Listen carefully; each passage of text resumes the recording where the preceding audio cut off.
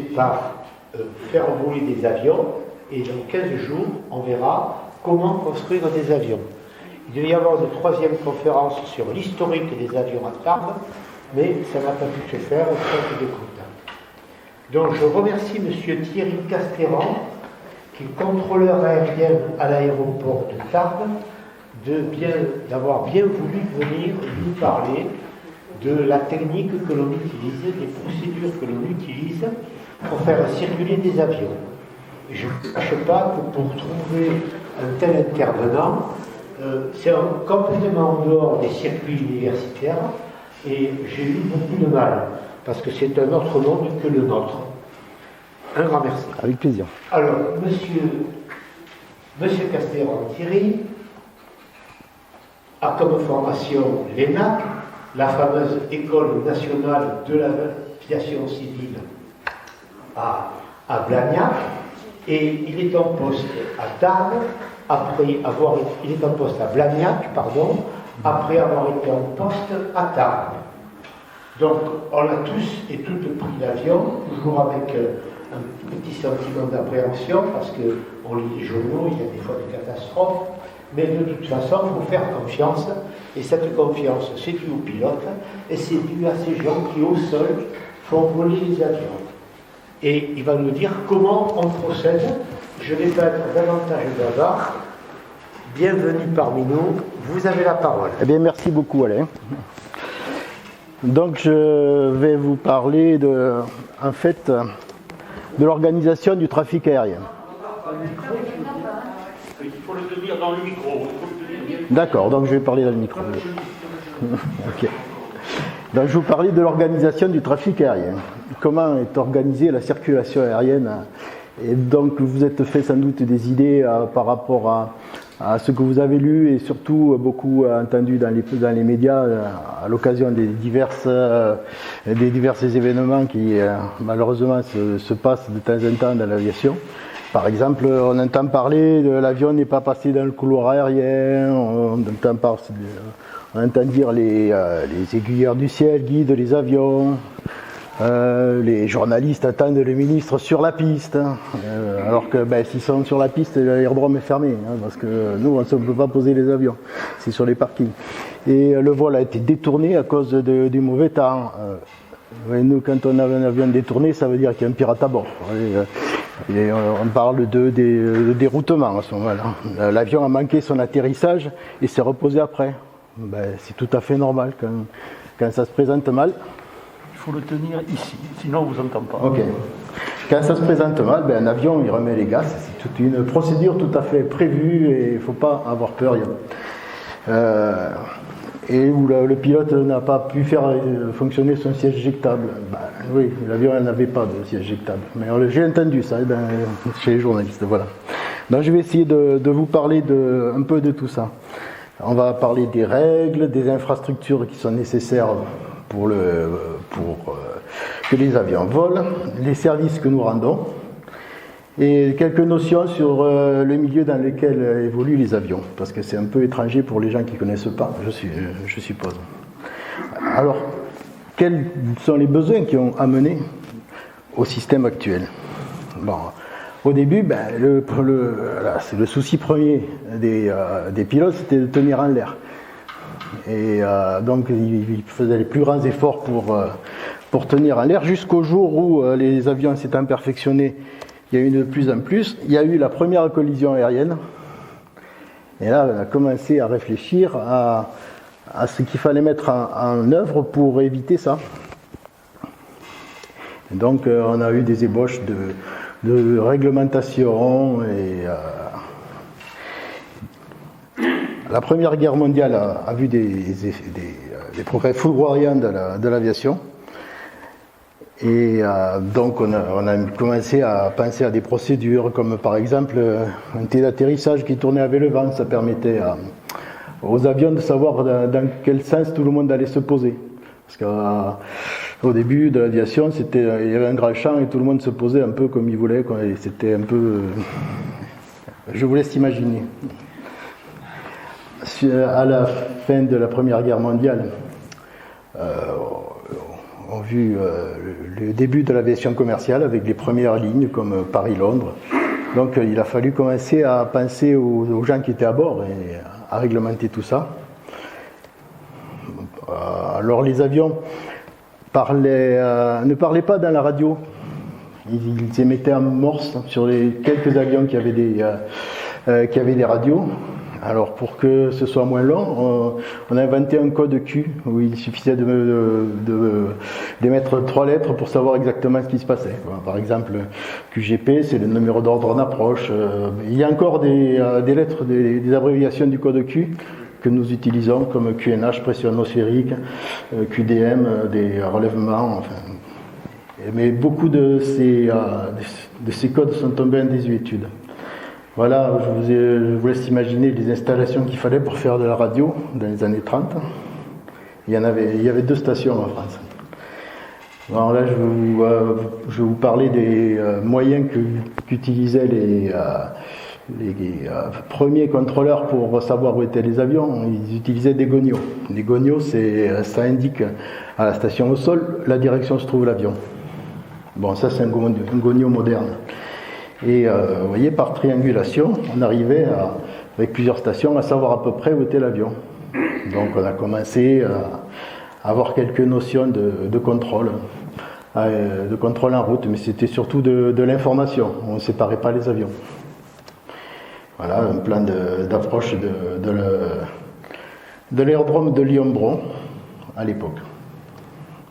La Deuxième Guerre mondiale a vu l'apparition des nouvelles techniques comme le radar, qui ont employé les Anglais à des fins militaires. Les premières tours de contrôle qui servaient à essayer de réguler un peu le trafic des bombardiers qui arrivaient tous en même temps, qui partaient tous en même temps et arrivaient tous à peu près en même temps aussi. Oui, quand ils revenaient. Et donc les Alliés, ils ont prévu, ont été visionnaires en 1944 et ils ont imaginé le futur et ils ont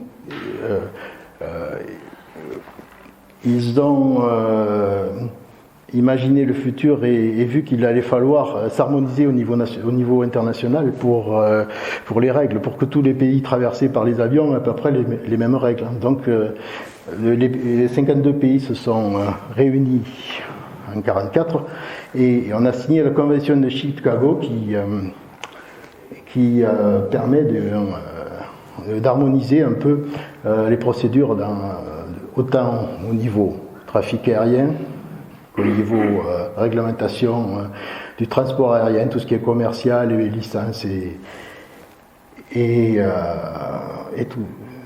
tout ça. Alors à l'issue de cette conférence, on a retenu quelques principes de base. Il fallait empêcher les collisions entre les aéronefs, empêcher les collisions sur l'aire de manœuvre, ça c'est au sol. Et le but allait être d'accélérer et de régulariser la circulation aérienne et de fournir des informations à tous les vols, des informations météo et de fournir des services d'alerte en cas de problème sur les avions, de les assister tant qu'on pouvait et éventuellement déclencher les secours si jamais il y avait un malheur qui arrivait. Donc les services de la navigation aérienne fournissent le contrôle, l'information et l'alerte. Bon, alors quelques exemples d'harmonisation.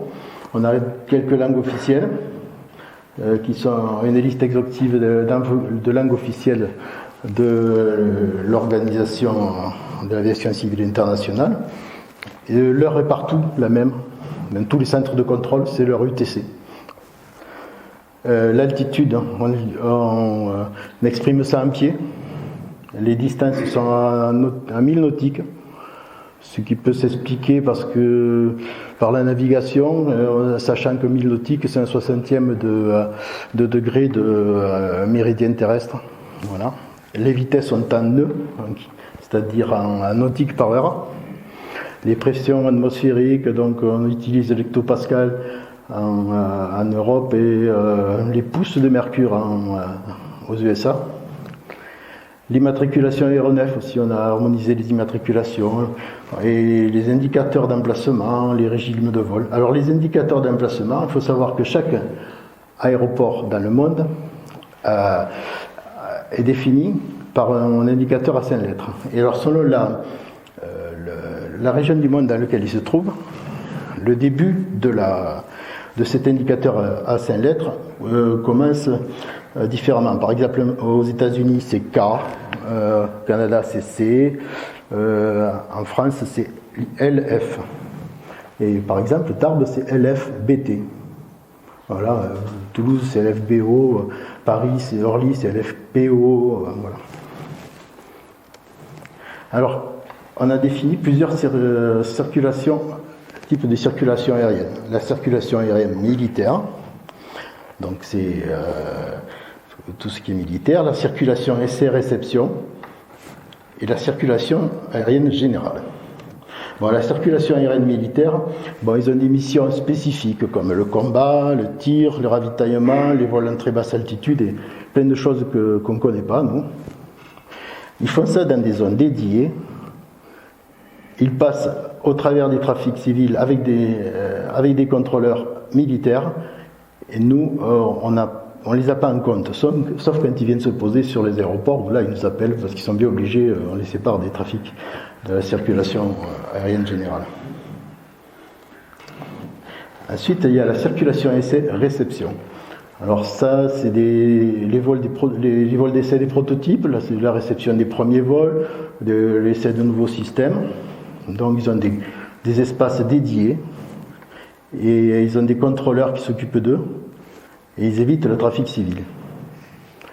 Moi je vais vous parler de la circulation aérienne générale, c'est tout le reste. Vous voyez, ça peut être assez varié, ça peut être de l'aéroclub, du para, de l'aviation d'affaires, de l'aviation de ligne et tout ce qui vole. Alors, dans la circulation aérienne générale, il y a 2 régimes de vol.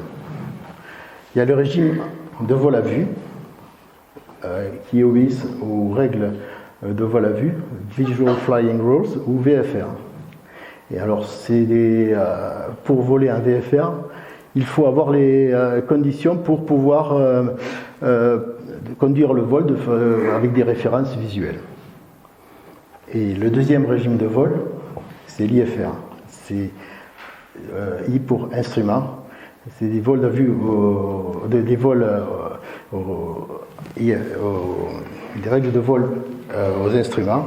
Et c'est tout ce qui n'est pas VFR, quoi. C'est-à-dire dans les nuages. Donc, en gros, pour voler, avoir les conditions de vol à vue, il faut avoir du beau temps, quoi. Ça dépend un peu du type d'espace dans lequel on est, mais il faut une bonne visibilité, il faut être hors des nuages, et dans certaines zones, ça peut se réduire un peu. Les conditions au vol des instruments, on ne voit rien, où on ne va pas assez pour voler, et là on se réfère aux instruments. Alors pour éviter les abordages, les règles de l'air veulent que pour un VFR, la règle c'est de voir et éviter. Donc ça va tant qu'on a des avions pas trop rapides. Quand on commence à avoir des avions qui volent à 300-400 à l'heure en approche, ça devient plus compliqué. Il vaut mieux, il faut les protéger, les séparer. Ce qui fait que les contrôleurs séparent les avions en IFR et on fait des espaces dédiés pour les protéger.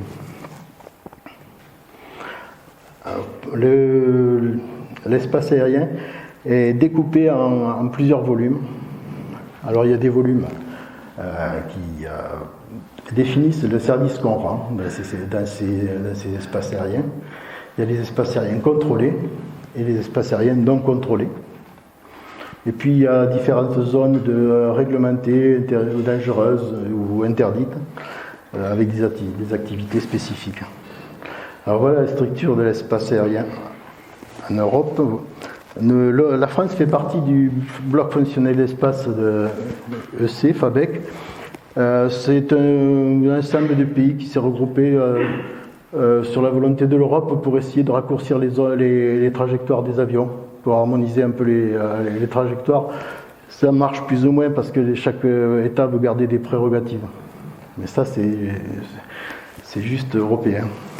Ensuite, l'espace aérien national est divisé en plusieurs régions d'information de vol. Comme on peut le voir, il y a Brest, Paris, Reims, Bordeaux et Marseille. Et sur le plan vertical, l'espace est séparé entre l'espace supérieur et l'espace inférieur. L'espace supérieur au-dessus de 6500 mètres, où on voit les cartes des trajectoires, et l'espace inférieur en dessous de 6500 mètres. Et pour protéger les trajectoires autour des aéroports, on a créé des zones terminales de contrôle, donc TMA. Là, on peut voir ici la TMA de Pau, Tarbes, et ici la TMA de Toulouse. Alors, les altitudes sont un peu comme un entonnoir, si vous voulez, vers les aérodromes pour protéger les arrivées et les départs. Et les CTR. Les CTR sont des espaces aériens qui touchent par terre et qui entourent les aérodromes. C'est pour protéger les arrivées aux instruments des autres avions. On a créé ça suite à un accident qu'on a eu en 60 où un Stamp, c'est-à-dire un avion léger, n'avait pas vu la caravelle et il a coupé la route et voilà, le résultat, je pense que le gars dans le Stamp est mort. La caravelle a réussi à se poser. On a créé des CTR. Voilà en gros les volumes, comment ça marche dans l'espace aérien inférieur. Il y a les CTR par terre, les TMA, et pour rejoindre les TMA entre en espace aérien inférieur, on a ce qu'on appelle des airways. Voilà, en français, c'est des voies aériennes. Un autre schéma. Vous voyez, l'avion, il décolle, il monte dans la TMA, il est dans l'airway, il redescend. Voilà. En coupe, voilà ce que ça peut donner.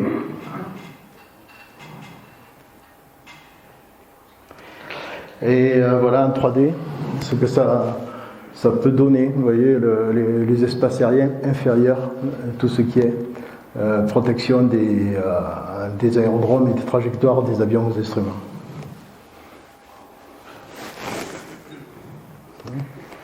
Alors le rôle du contrôle aérien, en gros, c'est de réguler la circulation.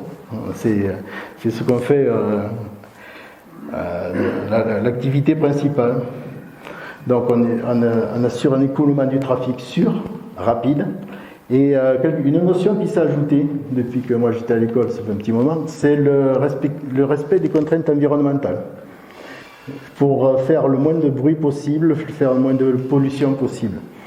Ça se traduit par des arrivées un peu spécifiques qui sont où l'avion est tout réduit, il arrive en planant. Alors ça c'est plus dur à faire quand on a plusieurs avions, mais on essaie de faire ça. On essaie aussi que les avions ne changent pas de trajectoire tant qu'ils ne sont pas en dessous d'un certain niveau à monter, car on a étudié des trajectoires qui survolent le moins de gens possible. Voilà. Notre boulot aussi, c'est l'information qui concerne tous les renseignements utiles au vol. La météo, les activités des zones, l'état des infrastructures et plein d'autres choses. Et alerter évidemment quand un aéronef a besoin d'aide, les services concernés. Alors voilà, ça c'était le découpage pour les services rendus. Maintenant, qui rend ces services ? Ce sont dans les avions entre deux aérodromes ne sont pas contrôlés par les tours de contrôle, sont contrôlés par des centres de contrôle en route. Et il y a 5 grands centres de contrôle en France. on peut voir le CNR, le Centre régional de la navigation aérienne ouest, c'est à Brest, est à Reims, nord à Paris, sud-ouest à Bordeaux et sud-est à Aix-en-Provence. Et dans chaque CRNA, on a découpé ce CRNA en volume, en espèce de boîte à chaussures, empilées les unes sur les autres, qu'on appelle des secteurs de contrôle.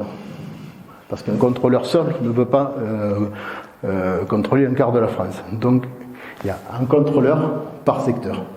Et il y a des secteurs qui s'empilent. Donc, vous imaginez un grand tas de boîtes toutes jointiles avec un contrôleur, enfin, 2 contrôleurs par espace. Voilà à quoi ressemble un centre régional de navigation aérienne. Vous voyez, donc il y a les chefs au milieu et des travées de contrôle sur les secteurs où ils sont. Où on voit un couple de contrôleurs à chaque fois qui s'occupent d'un secteur différent. Voilà une position de contrôle où on peut voir au premier plan la contrôleuse qui parle vraiment aux avions à la radio et la coordinatrice qui, elle coordonne aux secteurs adjacents tous les vols qui sortent un peu qui font des trucs qui ne sont pas attendus. Par exemple, ils évitent un nuage où il descend avant, il y a un problème entre 2 avions parce qu'il y a un rattrapage, et voilà. Alors après les CRNA, il y a les centres de contrôle d'approche. Ici, c'est la salle de contrôle d'approche de Blagnac, la tour de Nice, et bon, la tour de Blagnac. Voilà une position des centres de contrôle de Blagnac que j'ai pris avant-hier. Voilà la position à gauche, c'est on voit pas ma souris, donc j'ai pas de pointeur. Alors à gauche, c'est la position du radariste qui, vous voyez, il a son micro où on peut mettre un casque avec une pédale pour émettre, et il a son radar, il a des infos sur l'état des pistes, etc. Et à droite, c'est le coordonnateur qui a son téléphone, un écran radar un peu moins grand, et d'autres systèmes pour une interface avec l'ordinateur central qui gère tous les plans de pôle et tout. Et des écrans d'information sur les aérodromes satellites ou les procédures. Et puis il y a des aérodromes contrôlés où on ne rend que le service de contrôle d'aérodrome, c'est-à-dire le décollage, les atterrissages et tout ce qui se passe dans la CTR.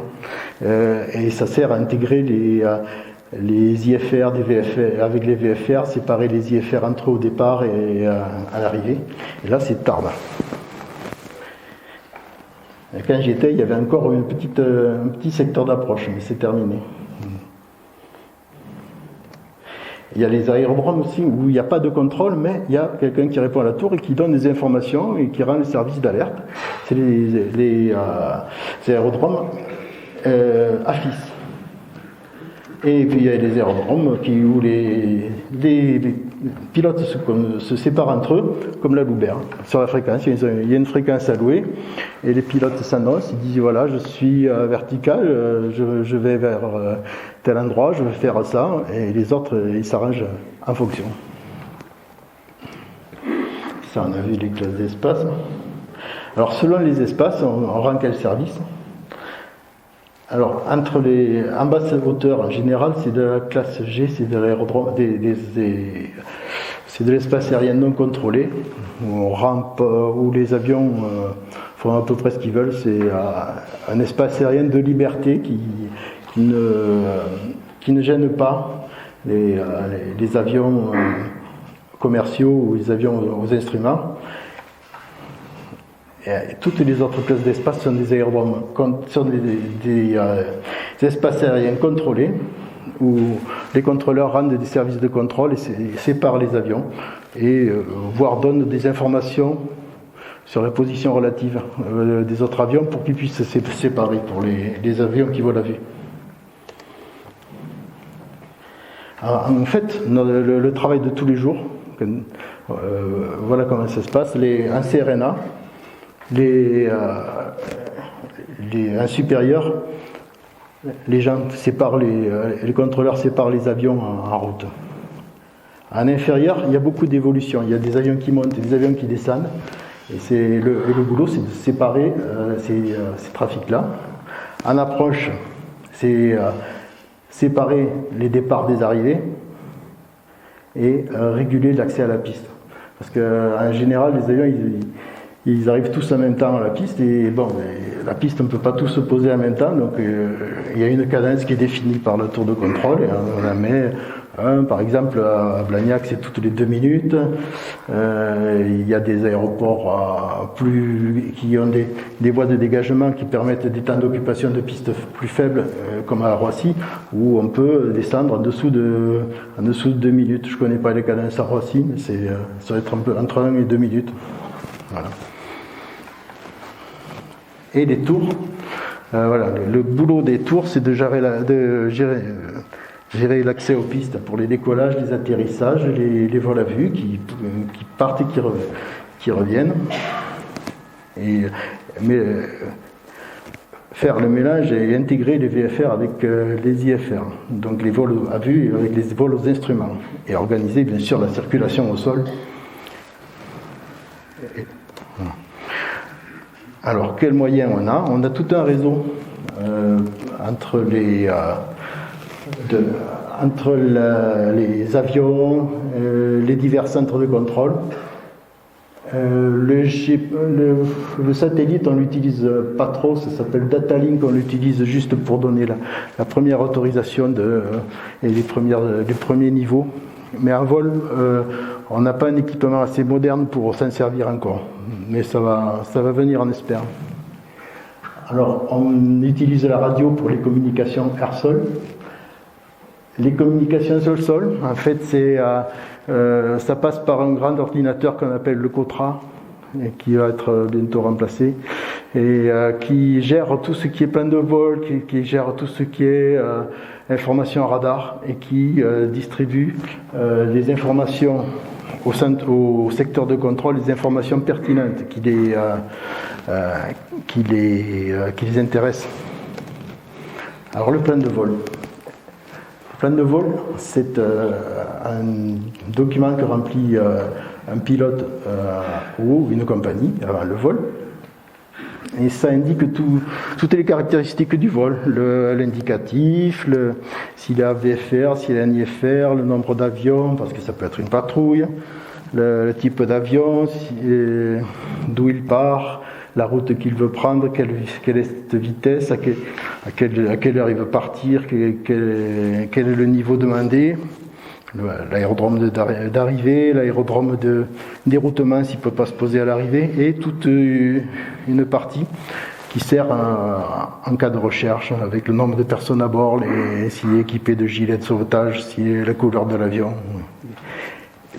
C'est obligatoire pour les vols d'instruments. Pour les VFR, c'est obligatoire juste dans certains cas. Mais si je vais faire un tour avec un petit avion à la Loubert, je n'ai pas besoin de poser un plan de vol. Alors, le strip, c'est un résumé du plan de vol, et c'est ce que nous avons sur les secteurs de contrôle. On a toujours des strips, alors en forme papier. Ça nous permet de matérialiser l'avion sur un tableau de contrôle qu'on a. Et on positionne ça nous permet de visualiser la situation. Et on renseigne, on écrit là-dessus et on le renseigne en fonction des évolutions de l'avion.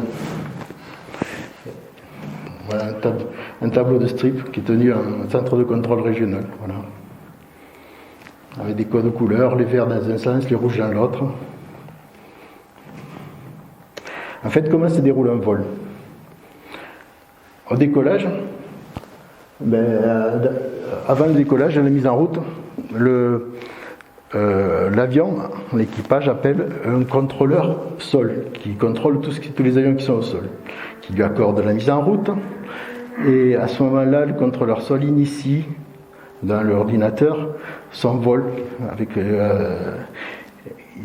dit qu'il l'active. L'avion roule vers la piste. Arrivé à la piste, c'est plus le contrôleur sort qui s'en occupe, vu que la piste, c'est un endroit où les avions ils décollent, ils atterrissent, c'est un peu comme s'ils étaient en l'air, donc ils les prendre en charge sur une autre fréquence. Et une fois en l'air, dès qu'il aura passé à peu près 600 mètres, il sera dans ce qu'on appelait les TMA. Et c'est les contrôleurs d'approche qui vont le prendre en compte. Donc le contrôleur tour enverra en fréquence au contrôleur approche qui se trouve souvent dans le même centre, mais ça peut être dans un autre centre. Et à chaque fois, vous voyez, l'ordinateur, le GOTRA, il transmet ce petit strip, ces informations entre la tour et l'approche, entre l'approche et les sirènes. Donc, on n'est pas surpris à chaque fois. On s'attend à recevoir l'avion, on a toutes les informations, on ne va pas lui demander qu'est-ce que vous voulez. Donc à chaque fois, on lui dit, quand il nous contacte, il dit, vous faites ci, faites ça, donc on l'autorise s'il n'y a pas de souci, on n'est pas là pour les embêter. Voilà, donc il y a l'espace aérien supérieur. Il passe en inférieur. Il passe en supérieur, c'est pareil, il y a un autre secteur qui est différent. Il peut même y avoir plusieurs secteurs en supérieur. Il va passer d'un secteur A à un secteur B, etc. S'il va loin, il aura beaucoup de secteurs. Et ensuite, à l'arrivée, il sera transféré au secteur inférieur, au-dessus de l'aérodrome d'arrivée, et inversement, c'est le secteur d'approche, et lui, la tour, quand il sera aligné en finale à 15 km. Et une fois dès la piste dégagée, il recontrôlera, on l'enverra sur un autre contrôleur, sol, qui l'accompagnera jusqu'au parking. Voilà à peu près le déroulement d'un vol aux instruments, la plupart des avions commerciaux. Voilà comment ça se passe. Et entre chaque secteur, donc, la coordination par l'envoi de ces informations, que j'ai matérialisées par ces petites bandes de papier. Voilà. Alors, les moyens qu'on a pour joindre les avions, c'est la radio. Alors ça, c'est ce qu'il y a dans les avions. Vous voyez, c'est de la VHF, Very High Frequency, c'est une portée visuelle. On ne peut pas appeler un avion qui est de l'autre côté de la Terre. Donc c'est assez limité. Mais c'est assez fiable. Et, par exemple, la fréquence tour à Tarbes c'est 119,05, à Blagnac c'est 118 unités, la fréquence sol c'est 121,9 à Blagnac, etc. Donc à chaque fois qu'on transfère un avion sur notre secteur, on lui donne la fréquence. Alors on utilise une phraséologie qui est normée, en français ou en anglais. Les lettres, vous avez entendu parler, sans doute, c'est alpha, bravo, Charlie, delta. Les chiffres, il y a des règles pour les énoncer, ça dépend de ce qu'on dit. On peut dire 2000, ou on peut dire 2000, mais pour les altitudes, c'est 2000 pieds. Pour les pressions, c'est unité 0, unité 3. Il y a tout un langage à apprendre. Voilà, donc l'alphabet phonétique international. Quelques règles pour énoncer les chiffres. 1, 2, 3, on dit 3, on ne dit pas 3, pour que ça s'entende mieux. On ne dit pas 9, on dit 9, pour qu'il n'y ait pas de soucis. On ne dit pas 110, parce que ça pourrait être confondu avec 70. On dit unité 0, ou bien 070. Il y a plein de petites règles comme ça. Et d'autres expressions normées. Pour dire oui, on ne dit pas oui, on dit affirme. On affirme en français, non. On ne dit pas non, on dit négative. Etc. Et puis, bon, évidemment, les médés que tout le monde connaît, qui correspondent à des situations de détresse. Voilà. Panne, ça peut être une panne de moteur. Panne. M'aider, pour la petite histoire, ça vient du français. Il faut m'aider. Voilà. Ceux qui parlent anglais ne savent peut-être pas, mais voilà, ça vient du français.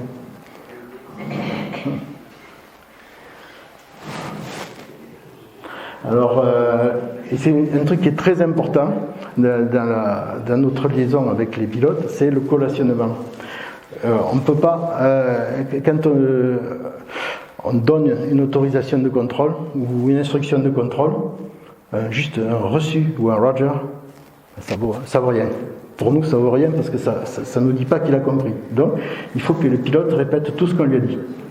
Et ça assure qu'il a bien compris ce qu'on lui a dit. Et ça, c'est systématique. Il n'y a que quelques trucs qu'on n'a pas besoin de collationner, du style le vent, des trucs comme ça. Voilà la structure du message. On commence par l'indicatif appelé. Alors chaque secteur a un indicatif, chaque organisme de contrôle a un indicatif.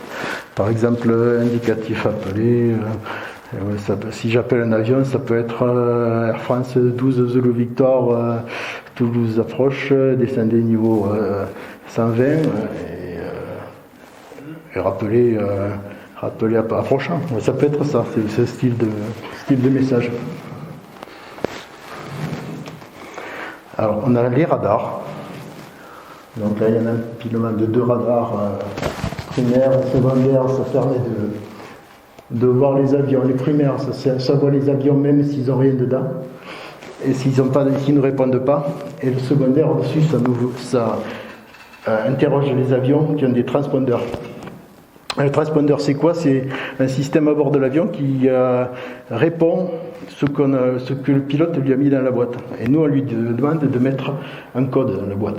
Voilà. Par exemple, s'il affiche par exemple le 737 à 1200 sur le radar recevra 1200. Et dans les transpondeurs modernes, on voit il y a aussi l'indicatif et plein d'autres informations intéressantes. Et par contre, si le système Contra connaît le plan de vol et c'est lui qui donne le code transpondeur et nous le retransmettons, et à ce moment-là, on voit directement l'indicatif de l'avion sur notre radar. Voilà une image de contrôle de radar, de contrôle en route. Ça, c'est une image du radar de contrôle, du radar en approche. Pardon. Oui, c'est Blagnac, ça, j'ai pris ça.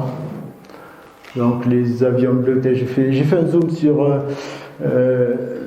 l'avion qu'il y avait là-haut pour vous montrer comment ça se matérialise. Vous voyez le petit triangle bleu, c'est l'avion lui-même. La petite queue de comète, c'est les positions passées dans la dernière minute, avec un affinement. Ça date de l'époque où on avait des scopes rémanents, où l'écho il se dissipait petit à petit. Alors ça donne une idée de la vitesse de l'avion. Voilà. Et plus les positions passées sont grandes, plus l'avion va vite, évidemment. Et donc le Cotra nous alloue une étiquette à côté de l'avion où on peut lire son indicatif. Air France 66 Mike Hotel, il est au niveau 114 en descente, c'est un avion qui est moyen, c'est-à-dire catégorie de turbulence de sillage moyenne, ça c'est important pour les séparer des avions légers qui passeraient derrière pour les turbulences de sillage.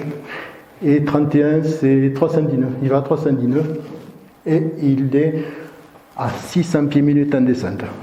Voilà. Voilà ce qu'on peut avoir sur une étiquette. Alors, les étiquettes à côté, c'est des avions qui voient la vue, des VFR, que le Cotra ne connaît pas parce qu'ils n'ont pas de transpondeur. C'est pour ça qu'on voit un petit arrobas devant les indicatifs. Ça, c'est l'ULM, là où il y a un para. Bon, ça, c'est la même chose, le contrôleur. Une image radar, un contrôle approche. Alors comment on estime que les avions soient séparés? Nous, verticalement, quand ils ont 300 mètres verticalement, on les considère séparés. Donc ça fait à peu près 1000 pieds pour nous. Et on part d'un niveau de vol, c'est en centaines de pieds. Par exemple, le niveau 100, c'est 10 000 pieds. Le niveau 80, c'est 8 000 pieds. Mais 8 000 pieds par rapport au niveau moyen, au niveau à la pression atmosphérique standard 1013. Et ça, je vous expliquerai pourquoi on utilise cette pression. Voilà. Donc, on considère que les avions sont séparés quand ils ont mis le pied verticalement. Alors, quand on n'a pas de radar, parce que dans le temps, il n'y avait pas de radar, il y avait des procédures où il fallait minuter les avions sur les passages de certains points. Et on ne pouvait pas monter à travers le niveau d'un avion avant 10 minutes avec l'avion suivant, s'il passait 10 minutes avant que l'autre soit passé. Moins de 10 minutes après que l'autre soit passé. Donc c'était très très très compliqué, très lourd. Heureusement, on a les radars. Alors, avec les radars, on sépare les avions horizontalement en distance, en 1000 nautiques. Alors, les radars qui sont le moins secourus, on sépare à 8 nautiques. En centre de contrôle régional, on sépare à 5 nautiques. Et quand on est bien équipé en centre de contrôle d'approche, on arrive à séparer à 3 nautiques, comme à Blagnac. Ça permet de passer très facilement. Voilà, alors je vais vous expliquer un peu l'altimétrie. Les altimètres mesurent la hauteur avec la pression atmosphérique. C'est un baromètre en fait. Un baromètre qui avec autre chose que ce qu'on a dans un baromètre de salon qui est pour l'affichage. Et vous voyez dans les petites fenêtres, on peut changer la référence que on utilise. Si on vous dit par exemple la pression au niveau de la mer à ce moment, ramenée au niveau de la mer à ce moment à Tarbes est de 1023 hectopascal, il suffit d'afficher 1023, on aura la hauteur, on aura l'altitude et on saura à quelle hauteur on sera par rapport à l'aérodrome. Voilà. Seulement, on imagine bien que quand un avion il va de Paris à New York par exemple, le temps c'est pas le même à Paris qu'à New York. Donc il faut qu'ils aient une base commune pour pouvoir passer à 1000 pieds les uns par rapport aux autres. Donc on utilise au-dessus d'un certain niveau de vol qui est à peu près 50 ou 60, on passe au calage 1013. On se met tous à 1013, même si ça correspond à rien de réel. C'est la pression au niveau mondial, moyenne au niveau des mers. Comme ça, même si ils viennent pas du même endroit, les avions ils passeront à 1000 pieds entre les uns entre les autres.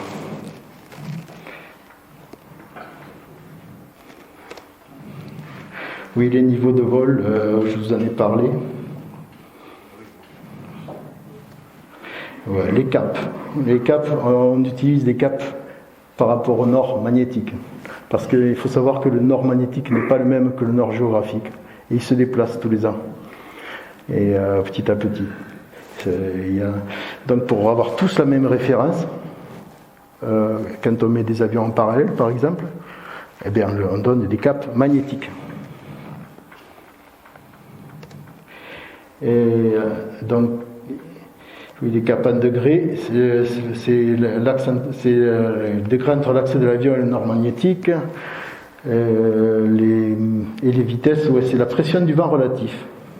Le vent relatif, c'est en fait la pression qu'exerce le vent généré par la vitesse sur un petit capteur qui le compare à la pression atmosphérique ambiante et qui donne la vitesse.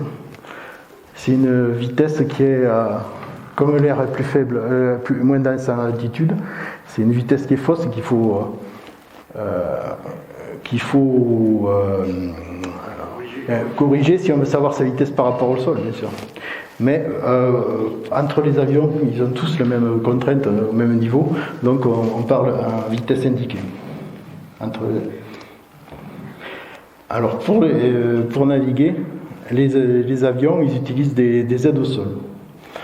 Alors les aides au sol, ici vous avez un VOR DMVOR, c'est des moyens radioélectriques qui en fait c'est des balises au sol qui permettent aux avions de se repérer par rapport à elles. Et vous avez les indicateurs dans les avions et la balise au sol. Voilà. Ça c'est pour en route en général. Et pour l'atterrissage, on a quelque chose de très précis, c'est l'ILS, Instrument Landing System, qui matérialise dans l'avion la position de l'avion par rapport à l'axe de la piste et un plan idéal de descente qui a 3 degrés 5%. Oui, c'est ça, 3 degrés 5%. Alors si vous, par exemple, ça c'est l'indicateur classique, c'est d'un avion qui serait sur le plan de descente, c'est le trait vertical, le trait horizontal, mais à droite de l'axe. Si l'aiguille est à gauche, l'avion est à droite de l'axe. Si l'aiguille est à droite, c'est que l'avion est à gauche de l'axe. Si l'aiguille horizontale est trop basse, c'est que l'avion est au-dessus du plan. Et si l'aiguille est trop haute, ça veut dire que l'avion est au-dessus du plan. C'est le pilote automatique qui fait ça en général, mais ça permet aux avions de descendre sur une trajectoire qui les amène vers la piste. Et à 60 mètres, il faut qu'ils aient 200 pieds, ils regardent dehors, s'ils ne voient pas la piste, ils remettent les gaz en général. C'est les procédures. Et, sauf quand il y a du brouillard et que les conditions sont réunies, que les équipages sont qualifiés, que l'ILS est bien précis, on peut arriver à se poser avec des visibilités très faibles. Mais tous les avions ne sont pas équipés, tous les aérodromes ne sont pas équipés. Par exemple, TARP n'est pas équipé pour se poser dans le brouillard parce qu'il n'y a pas de brouillard ici, ou très rarement. Et Pau-Lay, Toulouse-Lay, c'est des approches LVP, on appelle ça, Low Visibility Procedures. Bon, il y a la navigation inertielle, mais ça, il y en a sur les gros avions. On n'entend pas, c'est transparent pour nous, on sait qu'ils l'utilisent, mais il faut un mélange de toutes les informations et ils mélangent avec les navigations satellites aussi. On ne sait pas trop, nous, comment ils naviguent, en fait. Et la navigation satellite est de plus en plus utilisée, y compris pour se poser. Ils ont des indications identiques aux ILS pour se poser. Et donc ils ne dépendent pas des installations au sol. Il suffit juste qu'on établisse une procédure et les avions peuvent se poser sur des aérodromes qui ne sont pas équipés. Voilà les instruments de bord. Alors ça c'est les vieux instruments de bord classiques. Et voilà comment se présente sur un avion un peu plus moderne avec les instruments de navigation. Avec en bas la symbolique de ce qui est de l'instrument à gauche, les altitudes, les vitesses verticales, les vitesses, la situation en plan, les moyens d'aide radionave, tout ça. Ça c'est plus moderne. Bon. Et on peut se tromper aussi. Donc on a des secours, des systèmes de rattrapage. On a le Short Term Conflict Alert, c'est ce qu'on appelle le filet de sauvegarde, l'avertisseur de conflit à court terme. Imaginez qu'on se trompe, qu'on mette deux avions, ou qu'on ne voit pas deux avions en situation conflictuelle, et tout à coup ça va se mettre à clignoter, et à ce moment-là on a 30 secondes, 1 minute pour faire quelque chose. Voilà. Donc ça c'est déjà un premier filet de sauvegarde. Dans les avions, ils ont un système qui s'appelle le Traffic Collision Avoidance System. C'est un système d'évitement des collisions entre les trafics. Voilà comment ça se présente. Une interface pilote, il voit ça. Là, le losange blanc vide, pas de menace. Le blanc, il n'est pas loin. Le jaune, c'est une menace potentielle. Et quand il devient rouge, ça veut dire qu'il y a quelque chose qui s'allume à droite. Il faut faire que ils ont un avis de résolution, ils ont une action à mener. Et à ce moment-là, il y a ça qui s'allume sur le variomètre. Le variomètre, ça indique si l'avion monte ou descend. Et ça indique au pilote où mettre l'aiguille du variomètre, dans le vert. Dans les deux avions. Alors par exemple, si l'autre avion rouge, il aura l'aiguille à mettre, une autre plage de vert peut-être à monter, et le pilote de cet avion-là, il faudra qu'il pousse sur le manche pour mettre l'aiguille dans la plage verte. Et ça, ils ne le disent pas du tout. Ils commencent par faire ça, à obéir au TICAS avant de nous le dire. Et j'en ai pas eu pour l'instant. Je touche du bois. Ouais. Parce que là, c'est vraiment quelque chose à très court terme, un conflit dans les quelques secondes qui viennent. Et normalement, ça peut, si on envoie 16 avions sur un même point, tous les TICAS discutent et disent toi tu fais ça, toi tu fais ça, toi tu fais ça. Et il suffit que les pilotes ils placent leur aiguille dans le verre et ça passe. Donc c'est étudié pour ça normalement. Alors au début du TICAS, on trouvait ça magnifique, mais c'est arrivé que deux avions à Überlingen, c'était un contrôleur suisse, et ils étaient en trajectoire conflictuelle. Le TICAS a donné aux pilotes, aux deux pilotes les informations qu'il fallait, les indications à suivre. Alors le pilote, c'était un avion tchèque, je crois, et un avion américain. L'avion américain, il a obéi. Et l'avion tchèque, il a commencé à obéir au TICAS. Et à ce moment-là, le contrôleur, il a vu. Mais il n'avait pas vu que l'avion tchèque avait commencé à monter. Il a dit, descendez. Et il ne savait pas. Il ne savait pas que l'avion tchèque avait entamé sa montée, il obéissait au TICAS. Et le tchèque, je pense que c'était un tchèque, lui, formaté pour obéir aux ordres, il a obéi au contrôleur. Et les avions, ils sont percutés. Je sais pas, 76 morts, je ne sais plus. Et pour la petite info, le contrôleur a été ensuite poignardé par une famille de victimes. Ouais. Mais depuis, on a des consignes d'utilisation du TICAS. Les pilotes, ils obéissent au TICAS, ils ne nous écoutent pas. Ils obéissent.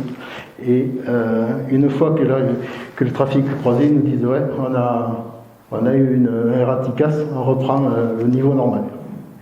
Et là, nous, on se fait relever, on va boire un coup. Ouais. Il y a d'autres systèmes pour la sécurité. C'est quand un avion risque de rentrer en collision avec le relief. Alors, dans les avions, on appelle ça Ground Proximity Warning System, système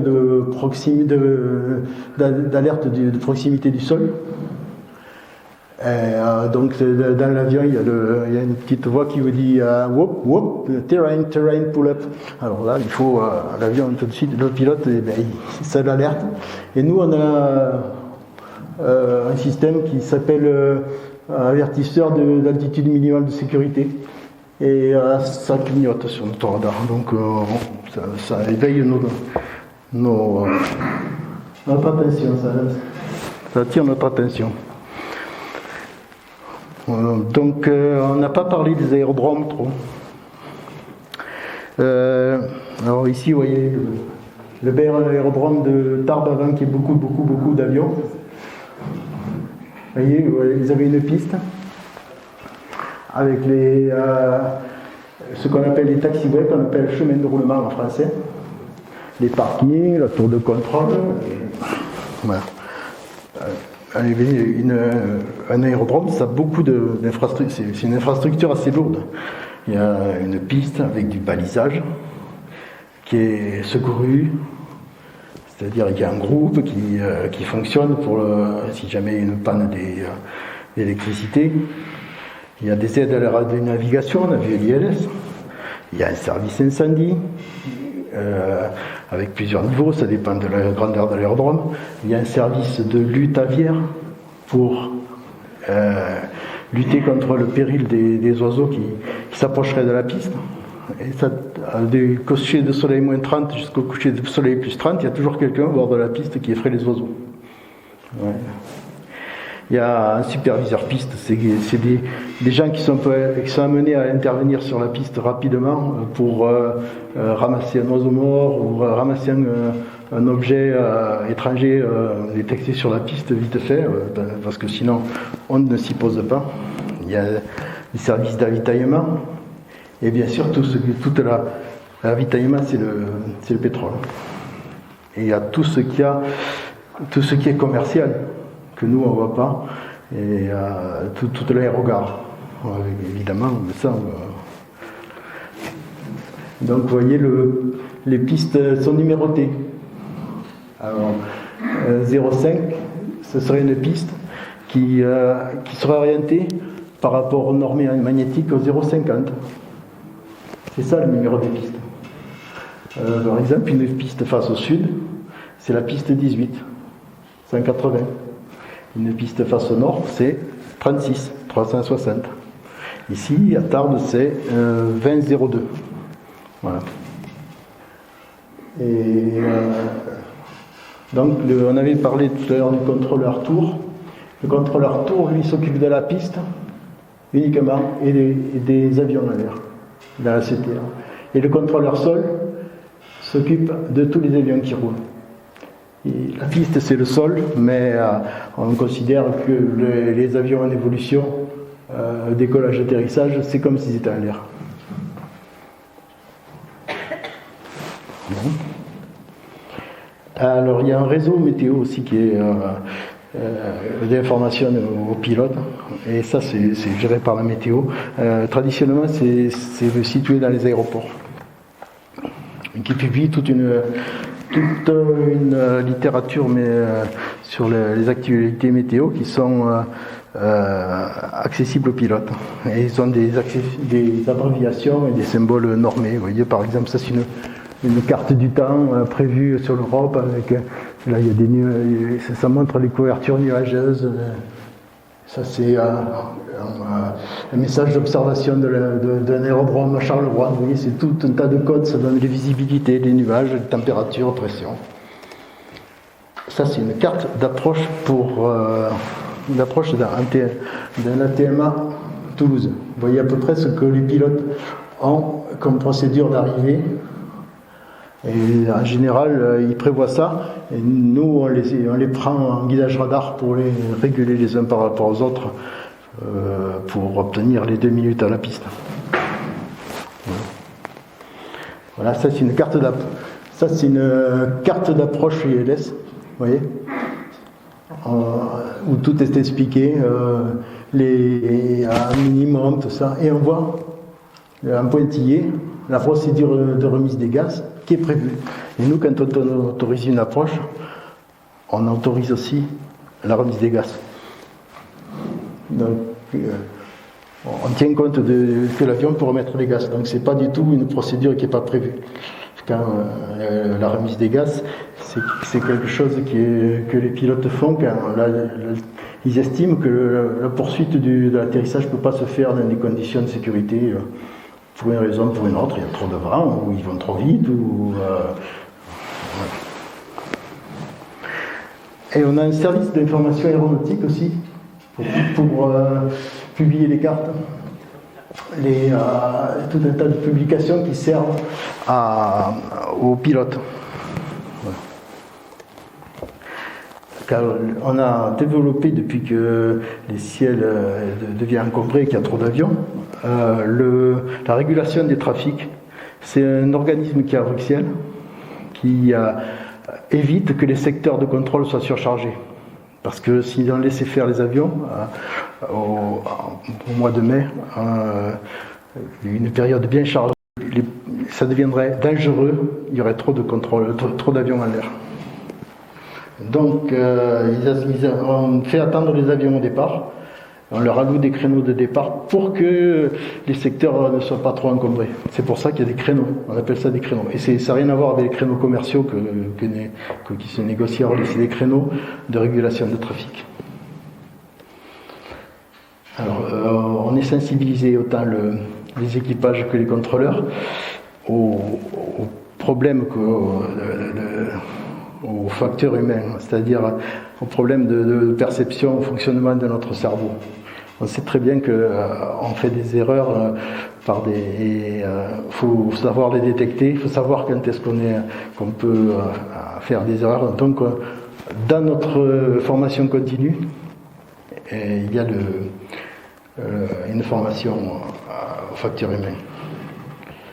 Voilà, comment évoluer les règles souvent, mais c'est suite à des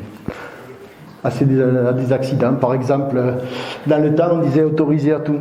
On disait autoriser à rouler, autoriser à pénétrer, autoriser à liement, autoriser. Et un jour à Tenerife, le 7 mars 1977, il y a un avion qui remontait à la piste, un autre qui a décollé parce qu'il est dans la brume. Parce que les pilotes, ils n'avaient pas bien compris, ils avaient entendu autoriser, mais c'était pas pour eux. Enfin, voilà. Donc, ça a suivi plusieurs règles, dont une, l'autoriser. Sur un aérodrome, c'est pour le décollage ou pour l'atterrissage uniquement. Après, en vol, c'est différent. Dans les secteurs de contrôle, il n'y a pas de piste. Non, mais c'est comme ça qu'évoluent les règles. Ensuite, à chaque fois qu'il y a des problèmes, on reporte ces problèmes et afin qu'ils soient analysés et qu'on en tire des retours d'expérience qui ensuite sont à même de modifier certaines pratiques, certaines règles. C'est la qualité de service. Et on parle de just culture. Donc on nous demande de reporter ces événements sans craindre de punition, comme vous voyez là. Donc c'est la just culture. Et pour contrôler, un contrôleur doit maintenir valide une licence de contrôle, un peu comme un pilote. Et voilà, toutes les conditions qu'on nous demande, tous les 3 ans. Donc c'est assez lourd. Mais on est bien occupé à faire tout ça pour maintenir. Donc maintenant, je vais vous montrer une séquence d'approche sur l'aérodrome de Blagnac. Alors, la séquence.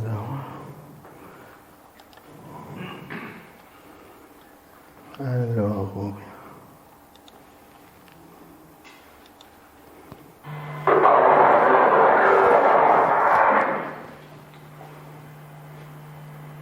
Alors c'était certainement un avion.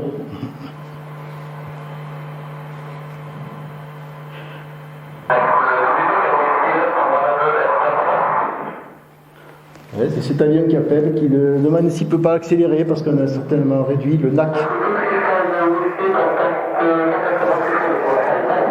Ah oui, il faut que je vous explique en fait ce que c'est. Vous voyez, le grand axe, là, c'est les pistes de Blagnac. En haut à gauche, c'est Agen, où il y a le grand axe de ce sens, ça c'est l'axe de piste.